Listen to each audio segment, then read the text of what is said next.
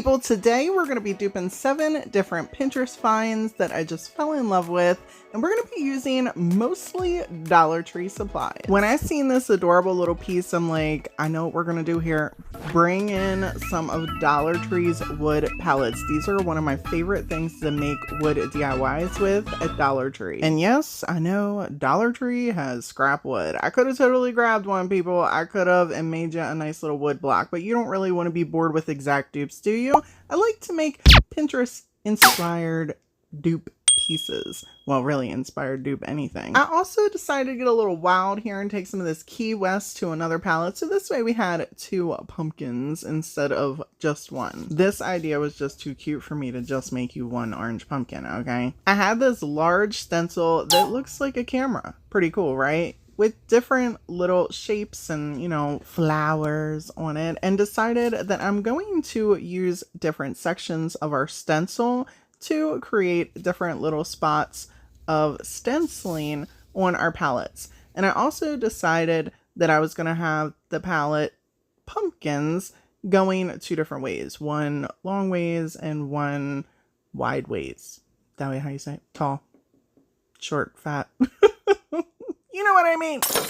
If you're not that great at stencils, I do have a how-to stencil tutorial. I can pop that down in the description box for you to check out. But what's most important is mainly your loading and offloading. If you make sure you get a lot of paint on your brush, and I'm using a stippling brush for this, and then get most of it off to where it's a dry brush, you can really avoid any bleed through underneath your stencil. I had some of these little branch bits that came in a pack from Dollar Tree from last year. Just stuck them right on the top of these.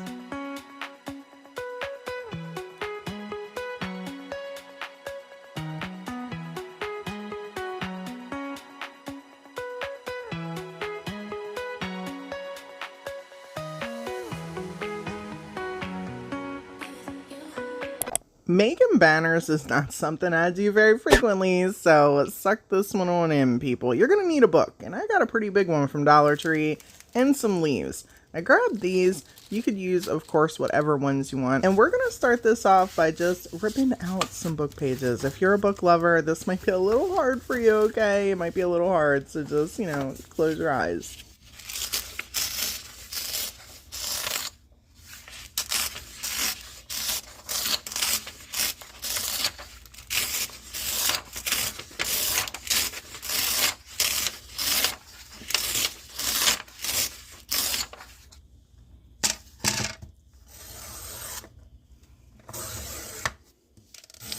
Look at how nice these gems turned out. That's right. I can clean up some paper, people. Nice and fancy schmancy. And now we're just going to cut, like, you know, little, what do you guys call these? Dovetails at the bottom. So, you know, they mimic our Pinterest dupe that we're creating here. I do want to say that for crafter's sake, I just used hot glue to attach our little burlap leaves onto our paper. However, if you go to create this at home, I highly recommend tacky glue and hot glue. I was on a crunch for time this week. I have a lot going on. So I just used some hot glue. I figured you guys would understand and love me anyway. And if you're not familiar with me and you're just coming in and you're like, why is she even saying that? Because I am a huge stickler for, even though we're just crafting and DIYing, I love to teach you guys the best way possible to get long lasting holds in the event that you're selling or gifting people things. You don't want your crafts and DIYs to fall apart once they get them. If you do add the tacky glue on here, be mindful to put this stuff off to the side and let it dry for a few hours before you attach it to your rope, or in my case, we're going to use some of Dollar Tree's ribbon. People, I wasn't even ready to sit and try and rub 2 brain cells together to figure out how I was going to get this paper on here adequately enough. I guess I could have wrapped the top around and glued the bottom, but I was like, nah, that's too much work. Instead, let's bring in the mini stapler. Look at that. Look at the mini stapler making a little appearance. I know, yeah, it's a small stapler, okay? But it'll get the job done. Are you guys judging my mini stapler? There's nothing wrong with it, okay? Size doesn't matter. It's the way the product, I'm so sorry. It's the way that the staples go into our decor, okay? That's all that matters. I'm so sorry. Like, if your kids are watching, just cancel me now. Anyhow, I stapled these in because I felt like that was just going to be the quickest thing for me to really get these attached and make sure that the paper wasn't going to fall off. But if I was using the rope, it would probably have been best for me to wrap the top of the paper around, then glue the bottom. With this, I could have added another little piece because you're going to see the staples kind of shine through. Now, if you're hanging it up and you're putting like swag and stuff like that over it, you're not going to notice the staples. Popping this in here is going to definitely secure your little banner from, you know, falling apart. I really like using staples when I'm doing stuff like this. It just kind of like takes the stress off my mind when I'm doing fabric and attaching other pieces to fabric, because I don't use, you know, a sewing machine and stuff like that. I can do like hand sewing, but really I don't want to do all that. Like, I really just don't. So this is just quicker for me. And if you don't like the staples shining through, grab an extra little piece of ribbon or rope and just glue it right on the top there.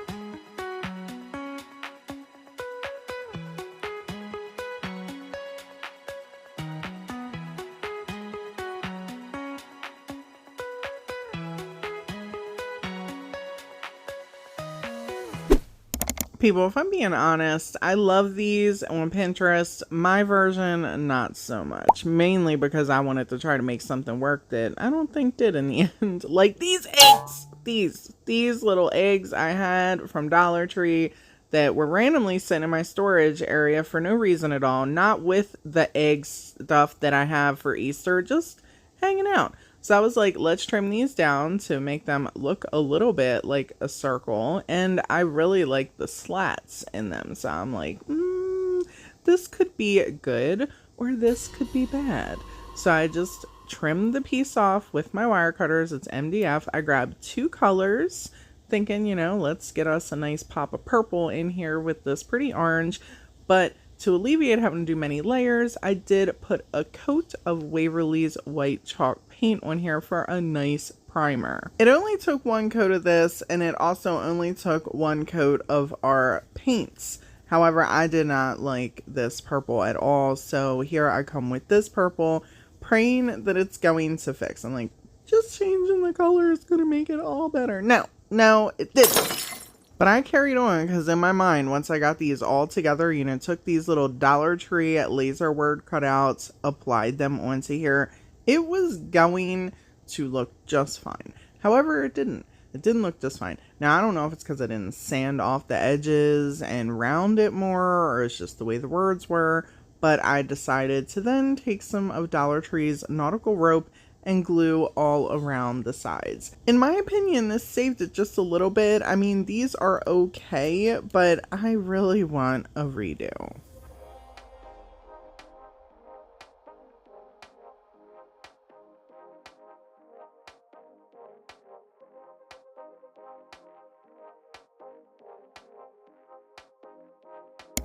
These little live edge wood rounds are flippin' adorable with these painted pumpkins. I was like, oh, we can do this. I got some of those live edge wood rounds from Dollar Tree. So I grabbed one and thought, let's just paint 1 pumpkin, okay? Because I can get extra with the painting and I might spend 2 hours just painting this pumpkin. But you at home, you make as many of these as you want. You know, you can create as many different colors and, you know, variations with size as you want. But they definitely have these at Dollar Tree.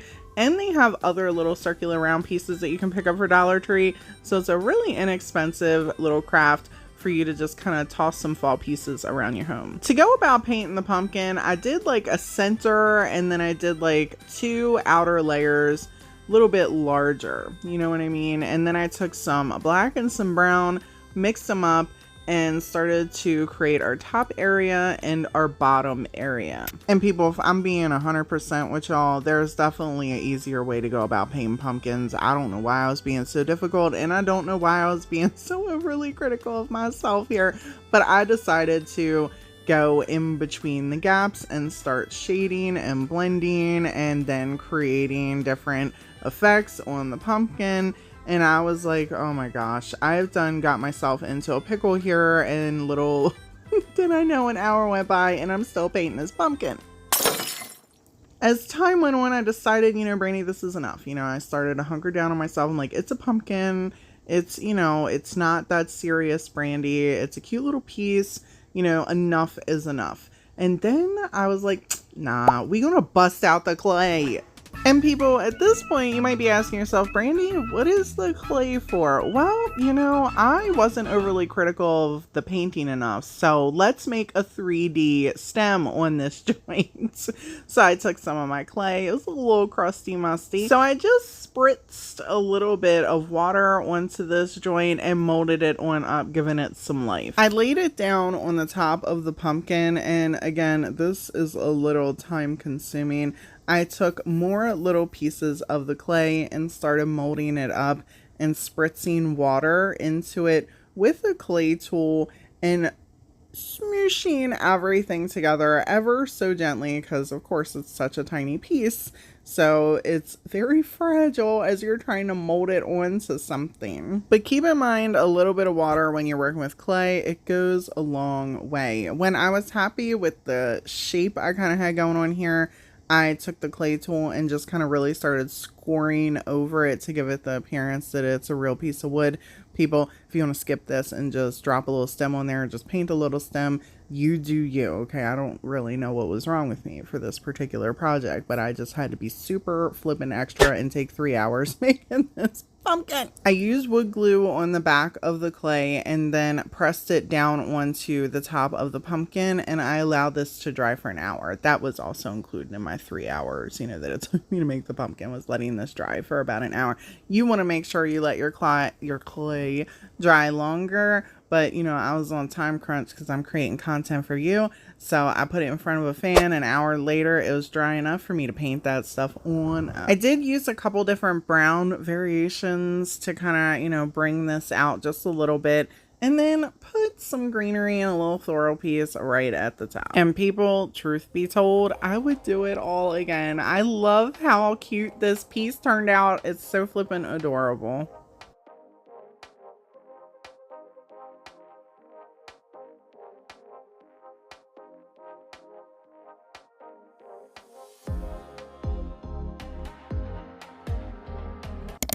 I don't always use the iron-on method, but when I do, and if I'm going to do it with fabric, you best believe I use some fabric Mod Podge. I had one of these plain wood rounds from Dollar Tree, and I'm like, this is totally perfect for this project. And I had this adorable fabric that I just picked up from Dollar Tree recently, a little shopping trip. That's right, the mushrooms are starting to grow on me. Now you're going to need a lot of Mod Podge, whether you're doing napkin or whatever, you're going to need a lot whenever you're doing the iron-on method. So I put a nice juicy layer on this wood piece of our fabric Mod Podge. I let it dry. It took about an hour and a half to completely dry to where I was comfortable ironing it. And now it's time to bring in the iron.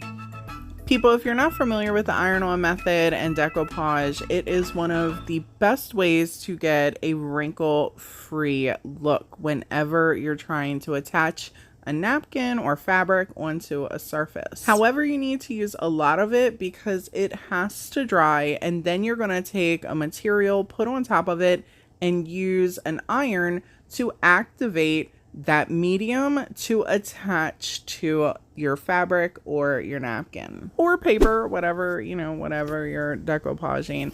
It just works really, really well. It kind of like melts in there, and it also gives a nice long-lasting hold. Now, if you have ever, and I mean ever, sanded fabric down, it is no easy task. So I decided to use scissors to trim around the edge. And I say this because this right here is an 80 grit piece of sandpaper. And I am just going around the edges here trying to get it off, just to share with you the difficulty that it takes some hand grip strength when you are trying to sand fabric down to make your edges look nice and smooth.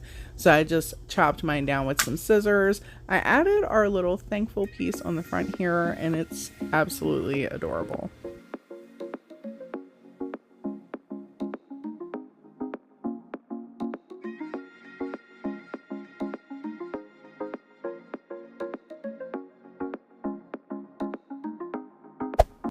This was one of my favorite pieces that I seen on Pinterest, and I'm like, this is pretty versatile. We can do a lot with this. I had a bag from Dollar Tree of these little wood rounds. I'm like, let's do one with 2 and one with 3. We're going to need a base because these are heavy. So I grabbed some large popsicle sticks and just gonna, you know, chop 2 little bases down for these.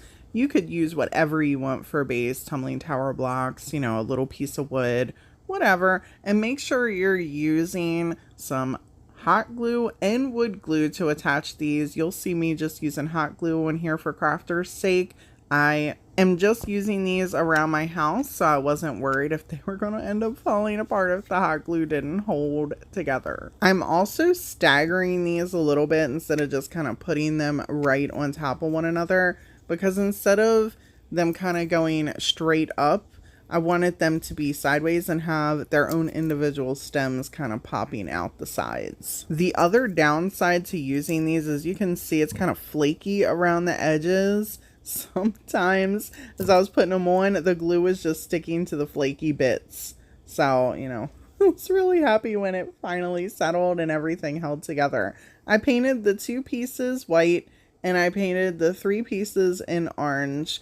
And yes, it's pumpkin colored. I really wanted to emphasize that these little pieces were kind of tilted. So I took a tiny paintbrush with a little bit of brown and just created a center and then highlighted around the top where the stem was. For the stems, I'm taking some of these small beads and I'm going to just drop them in this bag with a tiny bit of paint. I don't do this all the time because sometimes it takes longer to dry when you use too much paint.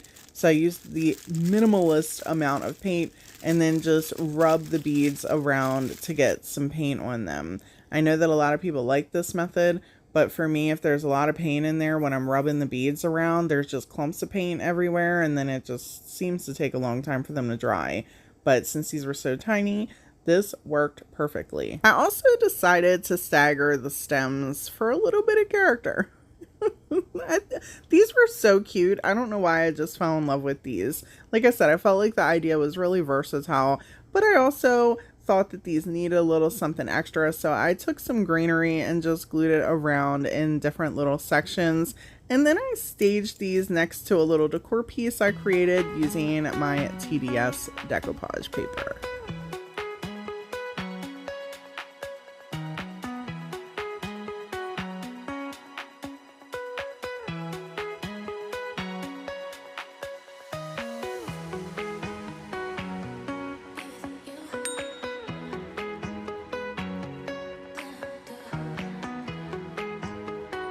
This is one of my favorite fall theme wood rounds that I found on Pinterest, and I'm like, Dollar Tree has these new wood rounds I can kind of incorporate into this. I have an awesome idea for this piece. And we're going to need some popsicle sticks to create our little, our little wood banner thing. And let's not forget our napkin, because, we need a napkin on this joint. Now, I didn't have a Hello Fall, but I did have a harvest. Okay, I did have a harvest.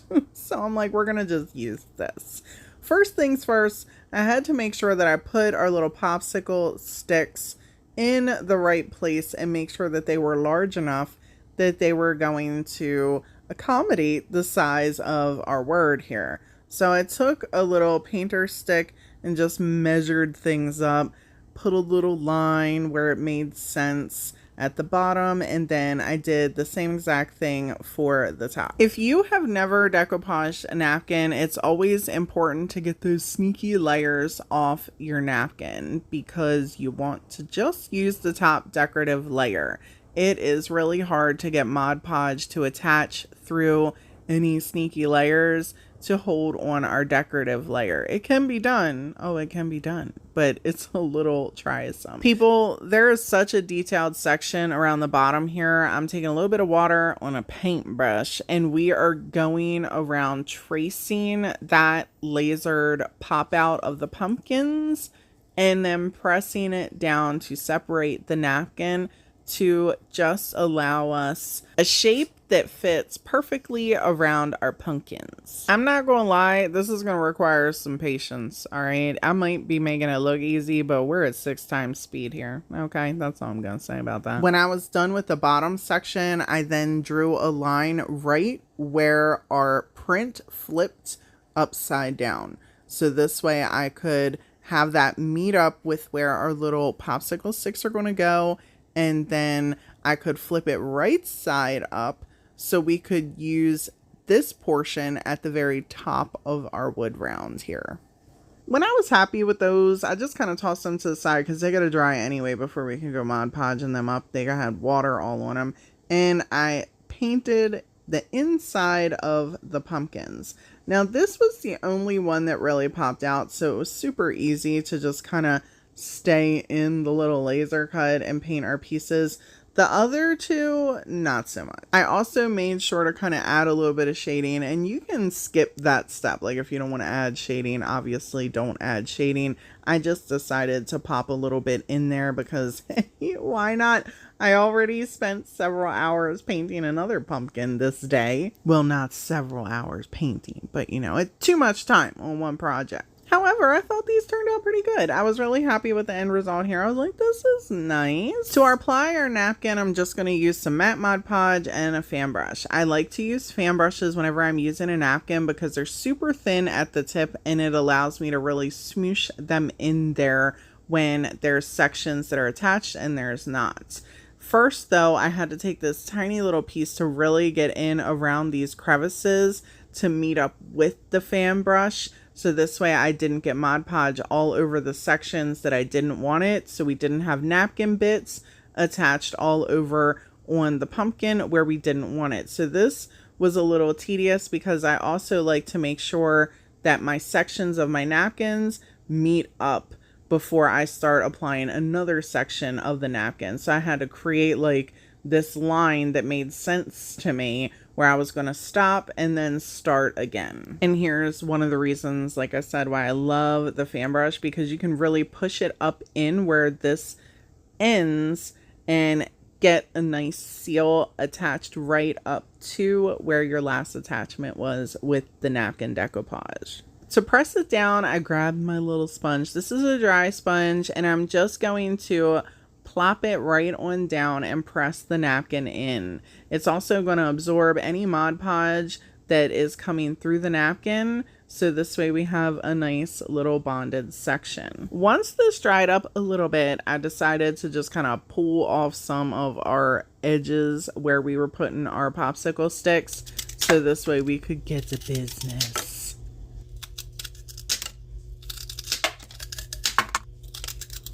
I painted those a brownish black color and then set them off to the side to dry, and then went ahead and painted all our little lines around our pumpkins here. And I'm taking different colors, really brown, black. You guys probably can't notice on the camera, but I noticed, okay? I noticed. And I decided to do the front pumpkin a brown, and then bring on in a permanent black magic marker to do the lines around the other two pumpkins. For me, I felt like this was just going to give us a little bit more depth with the color variations, and I also felt like I might have made a little bit of a mess if I tried to paint in between these lines. By this time, our little wood pieces are all dried up, so I just lined them right on up where we had them all sectioned off to go. And I do want to quickly say, because I get asked this often, do you go over and seal the decoupage? Yes, but I wait for it to completely dry before I put a layer over top. I trimmed around the popsicle edges to make sure that they were rounded with our little wood round here, and I felt like something was missing. So I grabbed some little trim pieces that I had here. Unfortunately, I didn't have enough. So I had to kind of wing how I wanted this to go. So I put this one on the bottom, and then I took the smaller piece and cut it into 2 pieces because I knew I was putting a messy bow on the center of the top of this. So that was going to hang down and cover the fact that we did not have any of the trim. Now you, of course, obviously put 2 pieces. If I had a long enough piece, I would have just put, you know, to go across the whole thing. But, you know, I didn't have that, so I'm working with what I got here. I was recently sent an awesome little box with a bunch of goodies in it from a subscriber. Thank you very much, Rhonda. And one of the things I talk about very often is I am horrible at bows and etc, etc. So she was kind enough to send me this awesome bag along with a bunch of other stuff that just had cut up little pieces of fabric, which is amazing because my favorite bow is a messy bow. So I schmoozed around in here grabbing a couple pieces that I thought would look cute with the other pieces that I was going to cut up. I grabbed some Dollar Tree ribbon, I grabbed some burlap, and then I just kind of started piling each piece on top of each other, and I grabbed a stapler and started stapling them. You guys can always attach, you know, a lot of people use the little wire pieces, you know, the floral wires, but staples work just good for me. And I just started stapling this right in the center. I added a little flower on the top, and I love how this turned out.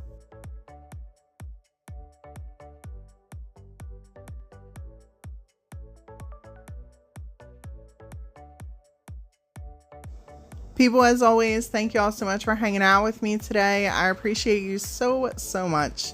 And until next time, bye.